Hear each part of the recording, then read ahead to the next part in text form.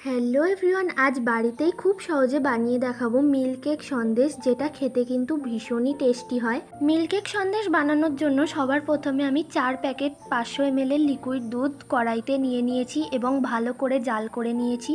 আর এখন দিয়ে দিচ্ছি পাতি লেবুর রস, অল্প অল্প করে লেবুর রস দেব এবং দুধটাকে নাড়তে থাকবো। বেশি করে একদমই দিয়ে দেবে না, নালে কিন্তু একদম ছানা কেটে যেতে পারে দুধটা। আর তোমরা লেবুর রসের বদলে ভিনিগারও ব্যবহার করতে পারো।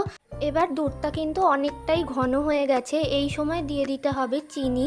আমি ছোট বাটির 1 বাটি মতো চিনি দিচ্ছি, তোমরা চিনিটা স্বাদ মতো দিয়ে নেবে। চিনিটা দেওয়ার পর দুধটা কিন্তু অনেকটাই লালচে ভাব এসে গেছে, আর এই সময় আমি দিয়ে দিচ্ছি 2 চা চামচ ঘি। ঘিয়ের পরিমাণটা একটু বেশি মনে হলো, এতটাই ঘি দিতে হয় এই সন্দেশটায়, ঘিটা বেশি হলেই খেতে বেশি ভালো লাগে।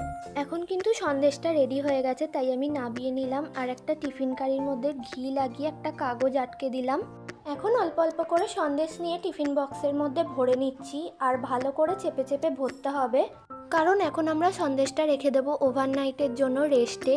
আর কোনো রকম ঠান্ডা জায়গায় কিন্তু রাখা যাবে না সন্দেশটা, তাহলে ভালো মতো সেট হতে পারবে না।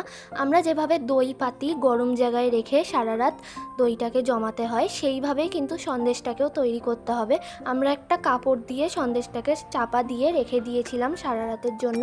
আর এখন সকালবেলা সন্দেশটা কেটে নিচ্ছি, কত সুন্দর হয়েছে তোমরা তো দেখতেই পাচ্ছ।